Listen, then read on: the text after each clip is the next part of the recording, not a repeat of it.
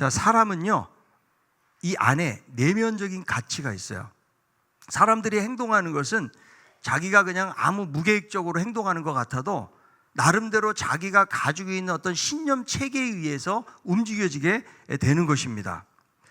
그래서 우리들은, 저는 이런 생각을 해봐요. 나는 과연 어떤 가치를 가지고 이 세상을 살아가고 있는 것인가? 우리가 살다 보면 내가 정말 소중하게 여기는 것들이 있거든요. 저희도 이제 나이를 조금씩 먹어가다 보니까 늘 어떤 생각을 하는 거면, 나이 든 분들에게 최고는 건강이야. 그렇지 않아요? 건강이 최고인 거예요. 그래서 이 건강을 위해서라고 그러면은 뭐 건강식품 몇십만 원 해도 사는 거예요. 운동도 하고, 뭔가 지금보다 내가 건강해야 나의 노년의 생활이 또 힘들지 않는다는 것을 알기 때문에 건강을 위해서 투자하고, 사실 건강만큼 중요한 것이 없다는 생각도 해봅니다. 세상에 별의별 사람들이 다 있는데요, 20대 초반의 어떤 여성은요, 쌍화탕을 너무 좋아해가지고 하루에 건강에 좋다고 15병씩 먹어야 됩니다.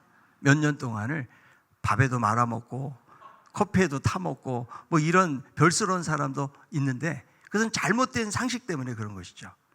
자, 우리가 현대인들이 살아가면서 우리에게 가장 많이 우리를 좌우하는 것이 어떤 것이 있을까? 뭐 여러 가지가 있겠지만 저는 돈이라고 생각해요.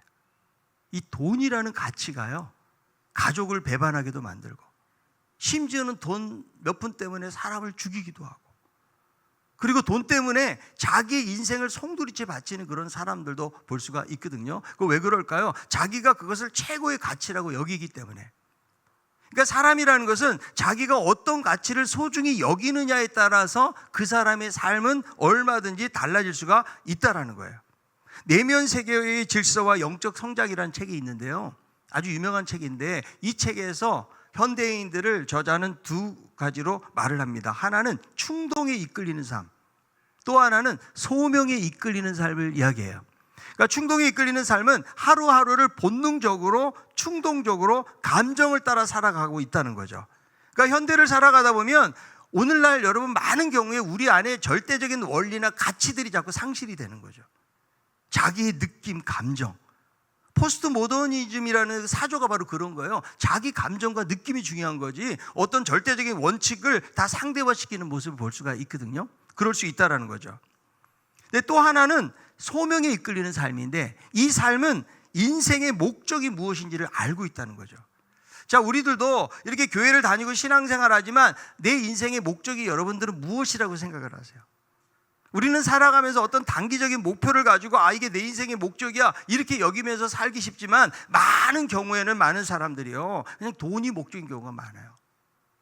지금보다 회사에서도 좀 더 높은 자리에 올라가고 돈도 더 많이 벌고 내가 좀 더 행복하게, 멋지게, 만족스럽게 살아가기를 원하는 마음을 가지고 살아가다 보니까 그리스도인들도 아무런 그냥 생각 없이 당장의 편안함만을 쫓고 현실에서 보이는 어떤 현실적인 것들을 따라가서 살아가기가 쉽다라는 것입니다. 기독교 변증가이면서 문화비평가인 오스기니스는 오늘날 우리가 살고 있는 시대를 오락공화국이라고 그랬어요.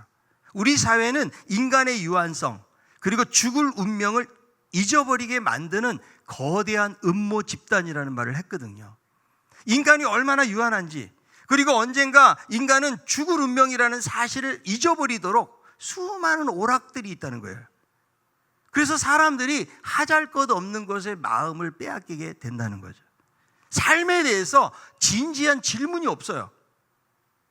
그냥 유튜브나 보자, TV나 보지, 그리고 술이나 그냥 한잔 해야지, 그리고 뭐 힘들고 골치 아프고 이런 생각들은 신경 안 쓰고 그저 자신의 감정과 생각을 따라서 충동적으로 살아간다라고 말해주고 있다는 거예요. 과연 우리들은 무엇을 위해서 살아가고 있는 것일까? 자, 평범한 우리들이 항상 생각하는 것은 뭐냐면 열심히 살아야 된다는 거죠. 우리 성도들도 보면 정말 열심히 안 사는 사람이 없을 정도로, 또 직장 다니는 분들도 많이 계시고 아침부터 밤늦게까지 열심히 사는 것을 볼 수가 있는데요, 그래서 많은 사람들은 어디에 관심이 있는가 하면 속도에 대한 관심을 가지고 있다. 우리 한국 사람들은 빨리빨리가 어디 있어요, 그죠? 그러니까 우리나라는 보면 뭐 잘 되는 것도요, 그냥 한 2년 3년 되면 없어져 버려요. 다 망해요. 그러니까 여러분 뭐 잘 되는 거 할 때는 잘 될 때 들어가면 망하는 거예요. 처음 초기에 들어가서 잘 될 때 박수 칠 때 나와야 잘 되는 거예요. 그만큼 여러분 빠르게 돌아간다는 거죠. 그래서 이제 내가 다른 사람들보다 회사에서도 좀 승진도 빨리 하고 돈도 좀 빨리 모으고 집도 좀 넓은 집으로 가야지. 여기에 아멘이 없는 거 보니까 다 관심이 없는 것 같아요. 인생에서 여러분 중요한 것은 속도가 아니고 무엇인가 방향이라는 거예요. 내가 얼만큼 빨리 갈 수 있느냐의 문제가 아니고 내가 바른 길로 가고 있는가가 더 중요하다는 거예요. 그래서 이 방향에 대한 것이 비전이고 이것이 가치라고 말할 수가 있다는 거죠. 그렇다면 우리들은 과연 어떤 삶의 목적과 가치를 가지고 살아가야 되는가? 우리가 우리의 삶의 목적을 세상에 있는 교과서나 세상에 있는 위인들의 책에서 찾을 수가 없는 거예요. 성경을 통해 찾는데 우리의 모델이 되신 예수님께서 어떻게 살았는지를 보면 우리가 과연 인생을 어떤 가치와 어떤 목적을 가지고 살아야 되는지를 깨달아 알 수가 있다는 것이죠. 예수님의 삶을 보면은요, 예수님께서는 소명에 이끌리는 삶을 살았고 그런 목적 중심의 삶을 살았던 것을 볼 수가 있는 것입니다. 자, 우리들도 이 땅에 우연히 온 사람은 한 사람도 없어요. 하나님의 계획과 섭리, 우리를 향해서 이루셔가자 하는 일들이 있다는 거죠. 그게 무엇일까요? 근데 많은 사람들이 예수님을 믿어도 여기에 대해서 별로 관심 없이 살아요. 그냥 예배 내가 열심히 잘 드리고 봉사도 하고 그리고 선한 일도 좀 하고 다른 사람들에게 폐 안 끼치고 내가 착하게 살면 되겠지. 뭐 예수 믿는데 뭐가 그렇게 복잡해? 이렇게 생각하면서 사는 분들도 많이 계시다라는 것입니다. 그러나 하나님은 우리가 이 세상에서 무목적으로 살기를 원치 않으세요. 분명히 우리 한 사람 한 사람을 통해서 이루시고자 하는 일들이 있다라는 거예요. 자, 우리 인간은요, 만들어지기를 하나님의 영광을 위해서 만들어진 거예요. 하나님을 영원토록 기뻐하고 즐거워하도록. 자, 옆에 있는 분에게 당신은 하나님의 영광을 위해서 창조된 사람입니다.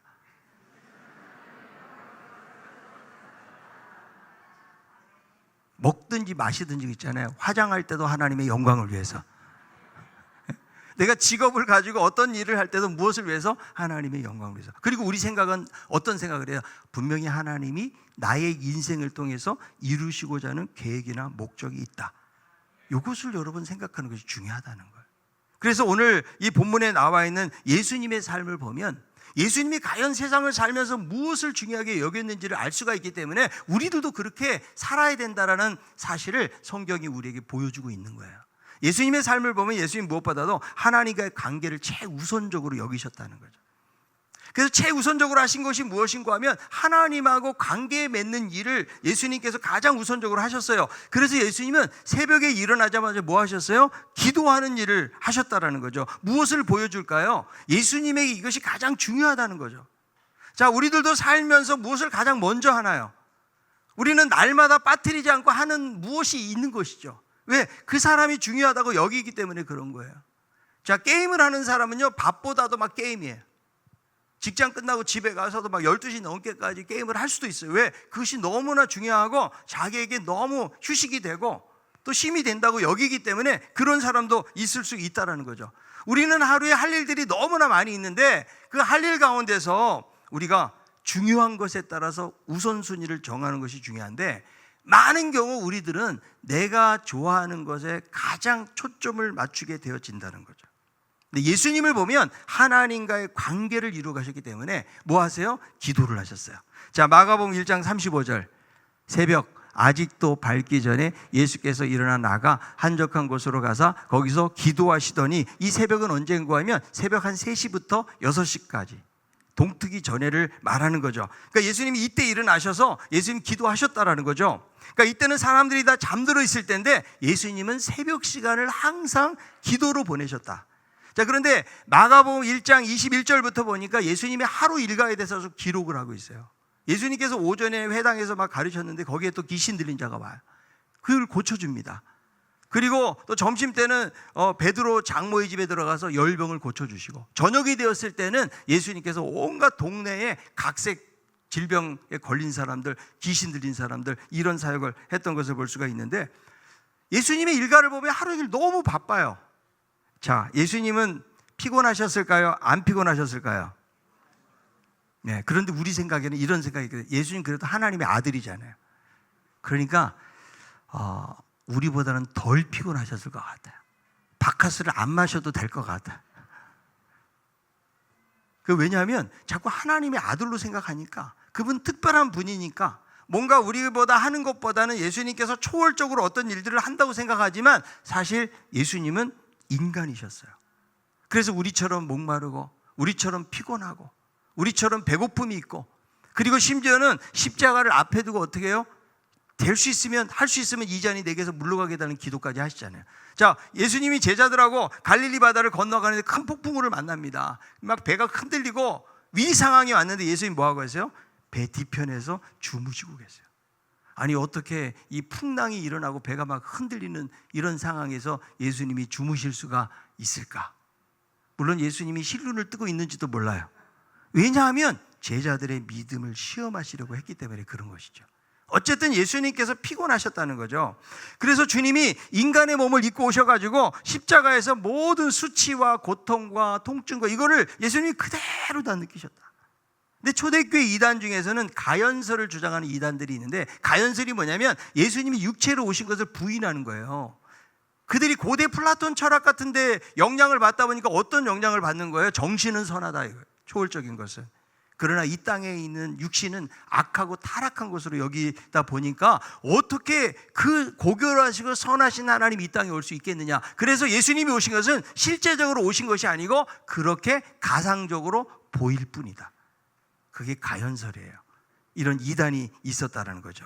그런데 예수님은요, 성육신 하셨어요. 그래서 인간의 몸을 입으시고 죄는 없으시지만 인간이 겪는 고난을 다 겪으셨다는 거죠. 그래서 주님은 이렇게 바쁜 사역 속에서도 새벽 미명에는 하나님 앞에 나아가서 기도하셨어요. 기도를 가장 중요한 것으로 여겼기 때문에. 그래서 기도는요, 하나님하고 교통하는 연결잭이 되는 거예요.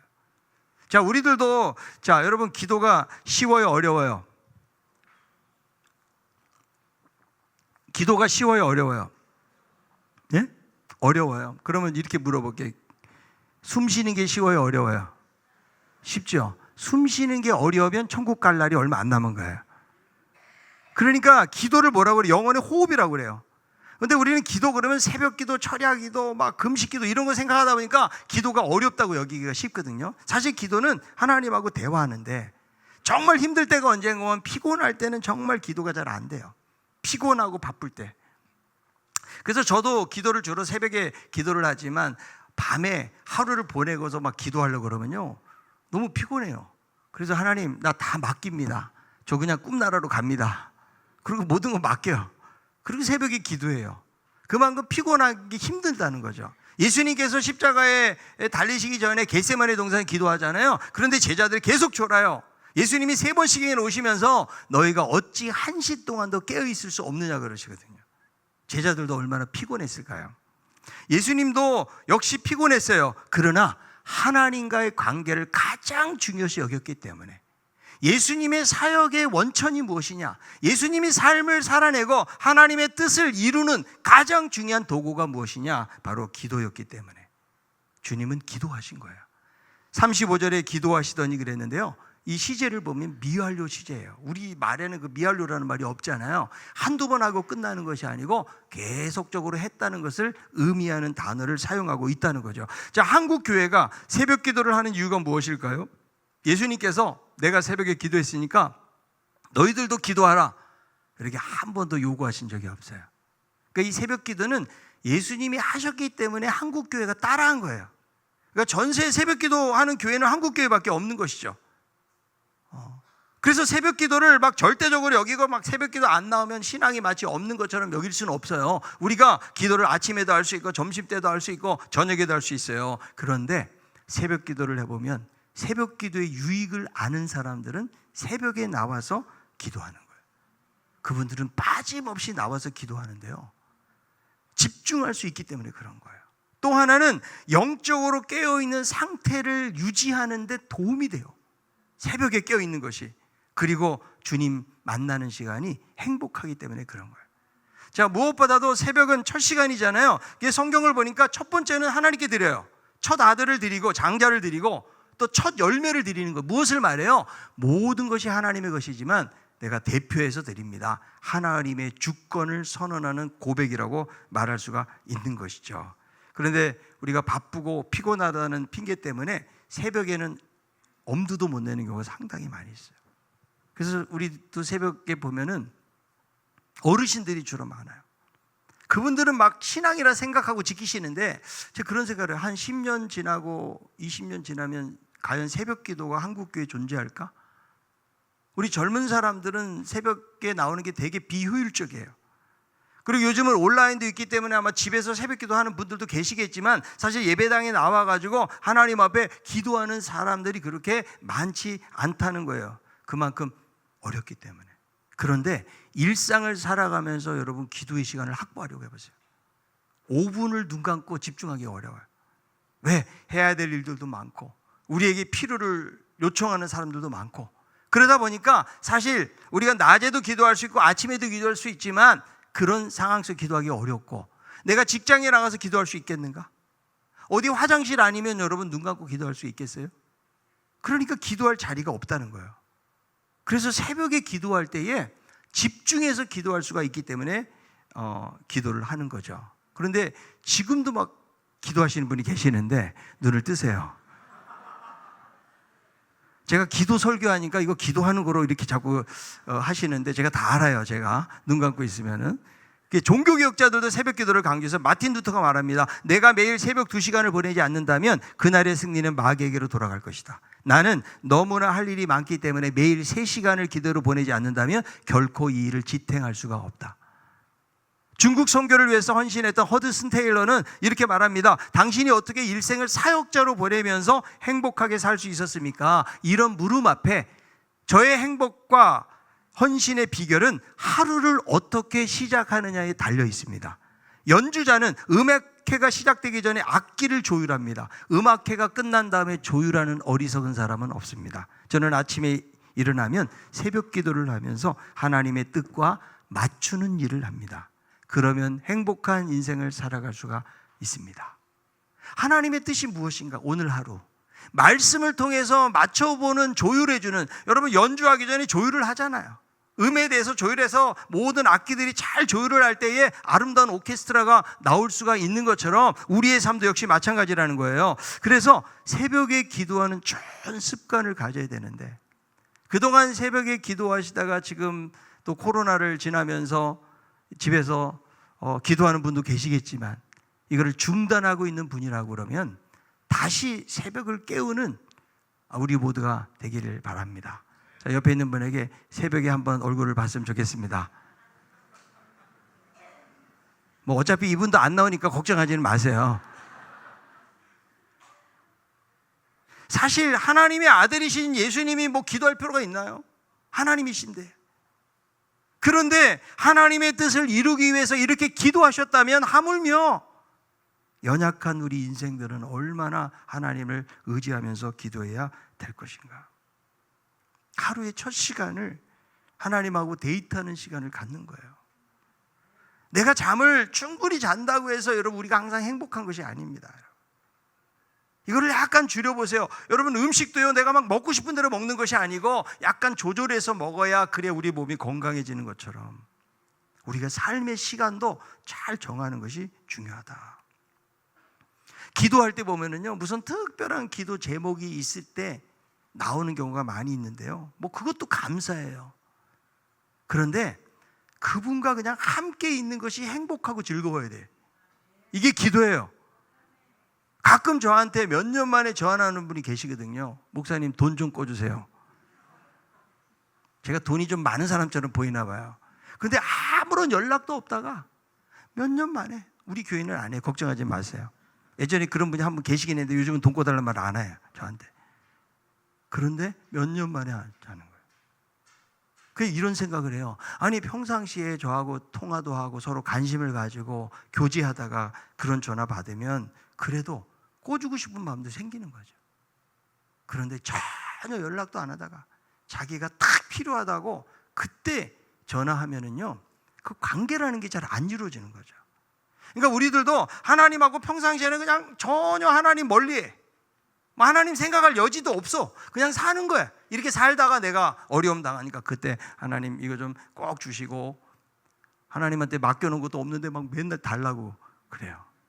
그러면 여러분 이 신앙생활이라는 것은 이런 관계가 되어서는 안 된다는 거예요.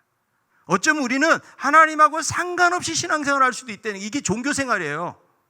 내가 열심을 낼 수는 있지만 정말 하나님하고 인격적인 관계를 맺고 살아가는 게 기독교인데, 그냥 하나님은 별로 상관없어요. 그냥 교회 공동체에서 모여서 예배드리고 뭐 봉사하고 내 나름대로 내 할 일들을 하고 살아가면서 그럴 수 있지만, 여러분, 그것은 하나님이 원하시는 관계가 아니라는 거예요. 그래서 기도에는, 기도 잘하기 위해서는 습관이 중요해요. 시카고 대학의 벤자민 블룸 박사가 성공한 사람들의 성공하는 이유를 연구를 했대요. 유명한 학자들, 예술가들, 운동선수들 연구를 딱 해보니까요, 성공 요인이 뭔지 아세요? 노력하는 습관이라는 거예요. 머리가 뛰어나고 일을 뭐 훨씬 더 많이 하고 노력을 해서가 아니고, 이 사람들이 일상의 삶 속에서 좋은 습관을 가지고 살아가는 것이 공통 분모였다는 거예요. 이런 의미에서요, 우리에게도요, 기도의 습관이 중요해요. 늘 새벽기도 나오는 분들 새벽기도 안 가보세요. 뭔가 찝찝해요. 뭔가 하나님하고 대화를 해야 되는데 안 하니까. 말씀을 읽는 사람들이 어때요? 말씀을 내가 날마다 몇 장씩 읽어야지, 읽던 사람이 말씀을 안 읽어보세요. 그러면 마음이 허전하고. 왜 그래요? 좋은 습관이 들어졌기 때문에. 자, 내가 운동을 하는데도 어때요? 운동하는데 헬스클럽 가가지고 여러분 한 2, 3일 했다고 막 갑자기 헬스가 좋아지는 거 아니에요. 그래서 대부분 많은 사람들이 헬스클럽 끊었다가 며칠 가고 안 가요. 저도 과거에 그런 경험이 있어 봤는데, 한 몇 달 다녀야 돼. 한 3달 정도 다녀야 그때야 몸이 반응을 하고요, 우리 뇌 구조가 그렇게 해야 된다는 습관이 생기면 훨씬 쉬워진다는 거죠. 근데 우리는 습관이 없다 보니까 기도 안 하던 사람이 기도하려고 그러세요. 힘들어요. 성경을 안 읽던 사람이 성경 읽어버리기 힘들어요. 전도 안 하던 사람이 갑자기 막 전도하려고 했어요. 힘들어서 하지를 못한다는 거예요. 여러분, 좋은 습관을 만드세요. 그럴 때 하나님이 은혜와 능력을 주실 줄로 믿습니다. 자, 세상을 살다 보면 걱정할 일들이 얼마나 많이 있습니까? 수많은 문제들이 우리를 힘들고 어렵게 하잖아요. 우리를 불안하고 낙심하게 만들어요. 우리의 평안이 깨어진 이유가 무엇일까요? 빌립보서 4장 6절 7절은 이렇게 말씀해요. 아무것도 염려하지 말고 다만 모든 일에 기도와 간구로 너희 구할 것을 감사함으로 하나님께 아뢰라. 그리하면 모든 지각에 뛰어난 하나님의 평강이 그리스도 예수 안에서 너희 마음과 생각을 어떻게 하시리라? 왜 내 마음의 평강이 깨어졌을까요? 염려하니까. 기도하지 않고 염려하니까. 그래서 하나님께 맡기고 감사함으로 여러분 기도할 때 하나님이 무엇을 주신다고 약속해요? 평강. 그리스도 안에서 평강을 주신다. 돈이 떨어져도, 집에 문제가 생겨도, 자녀들에게 어떤 힘들고 어려운 일이 닥쳐도 우리가 기도하는 사람이잖아요. 그럼 하나님께서 우리에게 뭐 주신다? 세상이 알 수 없는 평강을 주신다. 하나님 앞에 염려를 다 맡기길 바라요. 그래서 우리의 신앙의 승패는 바로 하나님과의 관계에 달려 있는 거예요. 마가복음 9장에 보니까 한 아버지가 귀신 들린 아들을 데리고 왔는데 예수님이 안 계세요. 아무리 막 고쳐주려고 해도 고치지를 못해요. 주변에는 바리새인들, 서기관들이 있으니까 얼마나 당황스럽겠어요. 근데 예수님께서 딱 고쳐주시니까 조용히 물어요. 우리는 어떻게 이 귀신을 쫓아내지 못한 것입니까? 예수님 대답하세요. 마가복음 9장 29절. 이르시되 기도 외에 다른 것으로는 이런 종류가 나갈 수 없느니라 하시니라. 귀신을 쫓아내는 능력 이미 부여받았어요, 제자들이. 그런데 충분한 기도가 없었고, 또 하나 믿음이 뒷받침되어지는 기도가 없었던 거예요. 내가 귀신 쫓아냈으니까 그냥 자기 힘과 능력을, 자기를 과신한 거예요. 그러니까 결국은 귀신을 쫓아내지 못한 거죠. 그러니까 우리의 기도도 어때요? 어쩌다 한 번 한다고 되는 것이 아니고 늘 하나님하고 기도의 끈이 연결되어 있어야, 그래야 어려운 일이 생겨나도 하나님의 도우심을 더 깊이 경험하게 되어지는 거예요. 근데 전혀 하나님 안 찾다가 갑자기 막 힘든 일이 있다고 찾으면요, 그 멀리 있던 하나님이 가까이 오시나요? 그때는 그냥 나의 간절함만 있을 뿐이에요. 평상시 여러분 부부지간에도 이렇게 살다 보면은 얼굴만 봐도 알잖아요. 뭐 안 좋은 일이 있는지. 그러면 여러분 그거 보는 거 그만큼 오래 살고 같이 살아서 그런 거예요. 그런 것처럼 우리들도 하나님과의 관계가 그냥 주일날 한 번 딱 와서 예배드리고 끝, 이게 아니에요. 일상의 삶 속에서 우리가 주차장을 나가는 순간부터요, 그때 주님과 함께 동행을 해야 돼요. 여기서는 예배 막 드리고 은혜 확 받았는데 그냥 예배당 문 박차고 나가는 순간 완전히 딴 사람으로 돌변하면 안 돼요. 주님이 함께하는 사람은 거기서도 계시고 직장에서도 가정에서도 우리의 삶을 그렇게 살아가야 된다는 거예요. 우리가 기도해야 될 이유가 무엇입니까? 하나님과의 관계 때문에. 하나님을 더 신뢰하고 하나님을 더 사랑하고 하나님을 의지하고 살기 위해서 그런 거예요. 여러분, 기도하지 않아 보세요. 관계가 멀어져요. 하나님의 이름을 불러보세요. 기도 안 하던 사람이 그러면 너무 멀리 있어요, 하나님이요. 그러나 날마다 하나님을 부르는 사람은 내가 문제와 아픔이 있을 때 하나님 아버지 불러보세요. 그 하나님의 위로와 하나님의 은혜가 우리에게 찾아오게 되기 때문에. 여러분, 하나님과의 관계, 성경은 두 가지잖아요. 하나님과가 이웃과의 관계예요. 하나님과의 관계를 예수님께서 우선시하셨다. 두 번째는 뭐냐면 영혼 구원하는 일을 중요하게 생각하셨다. 그래서 병든 자 고치고 귀신 쫓아내고 기적을 행하시니까 사람들이 예수님을 따라서 말하죠. 36절에 보세요. 시몬과 및 그와 함께하는 자들이 예수의 뒤를 뭐해? 따라가 그랬죠. 뒤를 따라간다는 말을 헬라어는요, 단순히 추종이 아니에요. 막 간절한 막 열망을 가지고 막 성가실 정도로 찾아가는 것을 의미하는 단어거든요. 마치 여러분 연예인들 팬들이 막 따라가잖아요. 집에까지 따라가고 막 가는 곳마다 가잖아요. 그런 것처럼 마찬가지죠. 그리고 하는 말이 뭐예요? 모든 사람이 주님을 찾고 있습니다. 왜 찾고 있을까요? 아직 예수님이 구주인 것을 깨닫지 못해요. 단순히 예수님의 외적인 능력이나 기적이나 이거 바라보면서 열광적으로 예수님을 찾는데 급급해 있는 거예요. 저는 이 말씀을 생각하면서 그런 생각이 들어요. 우리는 왜 예수님을 찾는 것일까? 우리가 열심히 기도할 때 왜 기도하는지를 생각해 보면 딱 답이 나와요. 내가 필요해서, 내가 원하는 것이 있기 때문에. 그렇지 않으면 우리는 기도를 안 해요. 하나님을 사랑해야 되는데, 하나님께 가까이 나가야 되는데, 너희가 나를 떠나서는 아무것도 할 수 없다고 하셨기 때문에 하나님이 진정한 내 삶의 원천이 되어야 되는데, 우리는 하나님 없이도 잘 살려고 해요. 하나님 없이도 내가 뭔가 능력을 발휘하고 하나님 없이도 무언가를 하려고 하다 보니까, 그러니까 여러분 우리의 삶이 피곤해지고 허무해지고 우리는 하나님 기뻐하시는 삶을 살지 못하는 거예요. 지금 이 사람들도 이렇게 따라다니잖아요. 그러니까 예수님이 추종하는 그들 향해서 말씀하세요. 제자들에게 마가복음 1장 38절 이르시되 우리가 다른 가까운 마을들로 가자. 거기서도 전도하리니 내가 이를 위하여 왔노라 하시고, 바로 이를 위하여 왔노라. 뭐 하기 위해서? 전도하기 위해서. 예수님이 여기서 필요를 공급해 주시고 병을 낫게 해 주시고 문제를 해결해 주시면 예수님은 인기 절정이에요. 그런데 예수님은 이것을 위해서 오신 것이 아니라는 거예요. 자신의 분명한 목표가 무엇인지를 알고 계시는 거예요. 여러분, 예수님의 비전이 뭘까요? 예수님의 비전이 막 대단한 비전 같지만 예수님의 비전은 딱 한 가지예요. 요한복음 10장 10절 내가 양들로 생명을 얻게 하고 더 풍성히 얻도록 하는 것, 구원, 그리고 행복한 삶을 위해서 예수님께서 오신 것이죠.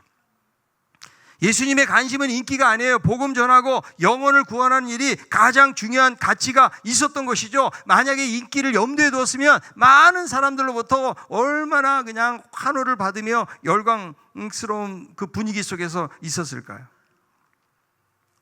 우리들은 뭘까요? 우리들도 다 꿈꾸는 게 있잖아요. 그런데 우리가 정말 가져야 될 중요한 가치가 뭐냐면 영혼에 대한 가치. 자, 여러분 옆에 있는 사람이 정말 소중한 사람들이죠. 자, 한번 해봅시다. 당신은 소중한 사람입니다.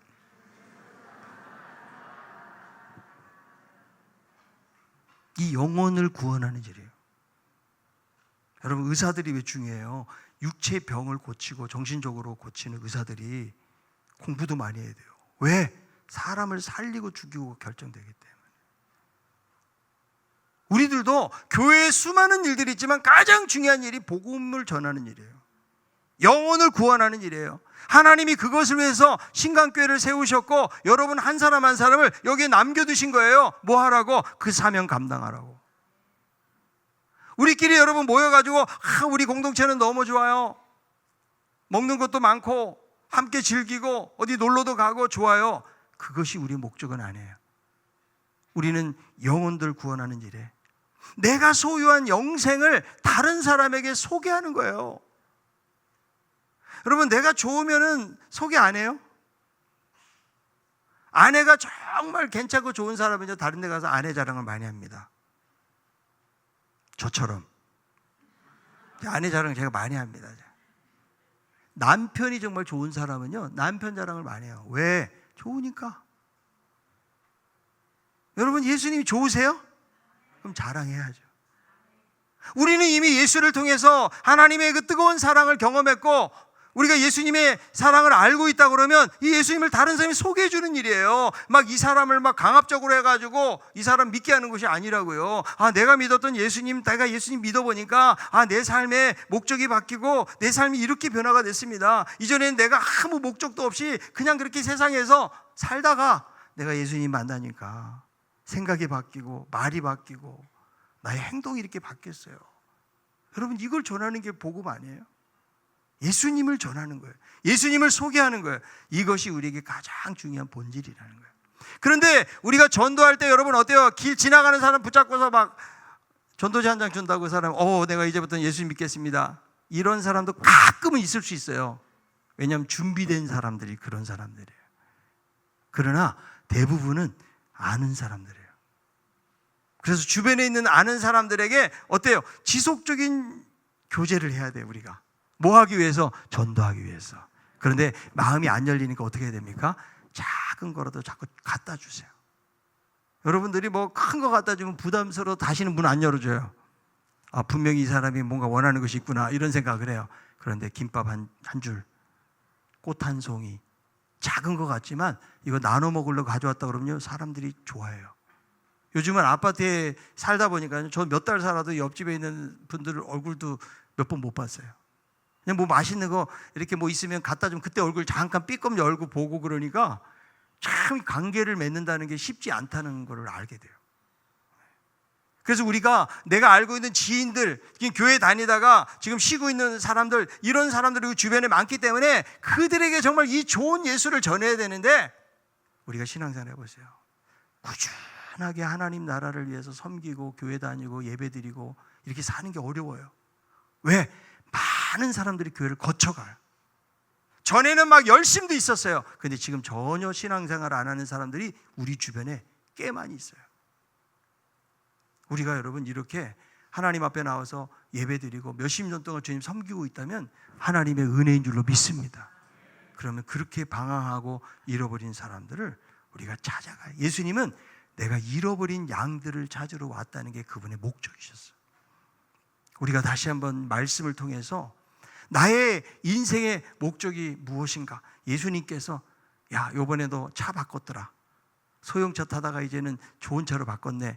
예수님이 막 너무 기뻐하실까요? 집이 평수가 달라졌네. 기뻐하실까요? 예수님은 관심도 없어요. 그런 데는요. 어디에 살든지.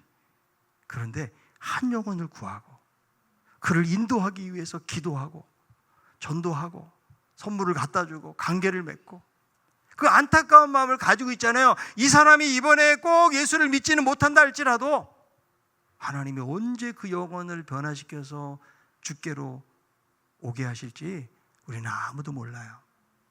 우리는요, 씨를 뿌리는 거예요. 그리고 열매를 거두게 하시는 분은 하나님 줄로 믿습니다. 우리가 얼마나 많은 사람들을 막 한꺼번에 막 수천 명이 왔다, 수백 명이 왔다, 이거를 기뻐할 것이 아니고 한 영혼, 잃어버린 한 영혼이 돌아올 때 하늘에서는 잔치가 열리고 하나님이 그것을 기뻐하신다고 말씀해주고 있기 때문에 우리들도 대신자들을 위해서 계속 기도하세요.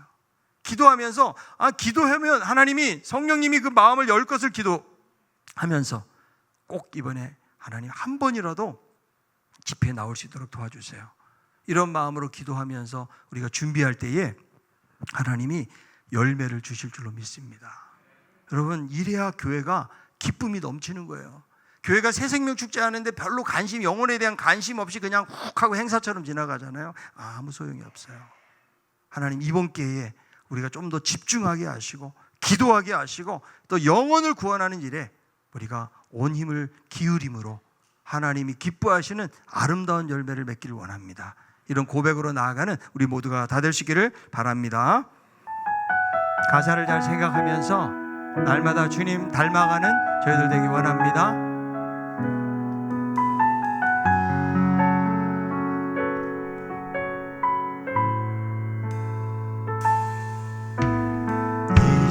세상을 살아가는 동안에 나의 힘을 의지할 수 없으니 나의 힘을 의지할 수 없으니 기도하고 낙심하지 말고 기도하고 낙심하지 말 것은 주께서 참 소망이 되심이라. 이 세상을 살아가는 동안에 이 세상을 살아가는 동안에 나의 힘을 의지할 수 없으니 기도하고 낙심하지 말 것은 기도하고 낙심하지 말 것은 주께서 참 소망이 되심이라. 하나님의 꿈이 나의 비전 되고 나의 비전이 되고 예수님의 성품이 나의 인격이 되고 성령님의 권능이 나의 능력. 원하고 바라고 기도합니다. 한번 눈을 감고 가슴에 한번 손을 얹어주세요. 주의 길을 가는 동안에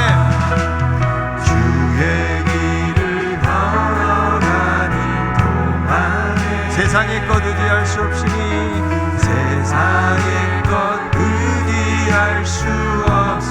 감사하고 낙심하지 말 것은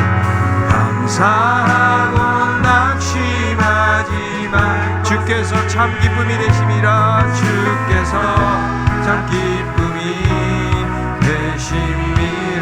하나님의 꿈이 나의 비전 되고 나의 비전이 예수님의 성품이 나의 인격이 되기를 원합니다. 나의 인격이 되고 성령님의 권능 나의 능력이 되길 원하고 바라고 기도합니다. 이 세상을 살아가는 동안에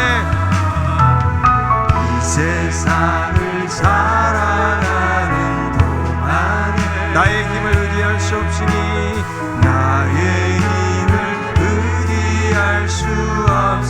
기도하고 낙심하지 말 것은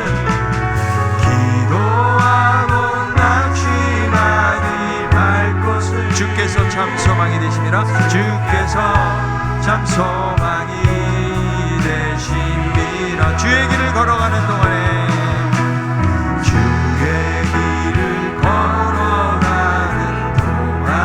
세상의 것 의지할 수 없으니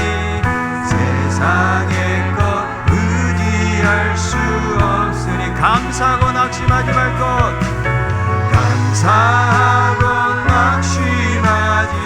주께서 참 기쁨이 되심이라. 한번 두 손 높이 들고 하겠습니다. 하나님의 꿈이 나의 비전 되기 원합니다. 꿈이 나의 비전 되고 나의 비전이 되고 예수님의 성품이 나의 성품이 되고 나의 인격이 성령님의 권능이 나의 능력이 원하고 바라고 기도합니다. 하나님의 꿈이 나의 비전 되고 나의 비전이 되고 예수님의 성품 나의 인격이 되길 원합니다. 나의 인격이 되 성령님의 권능 나의 능력이 되길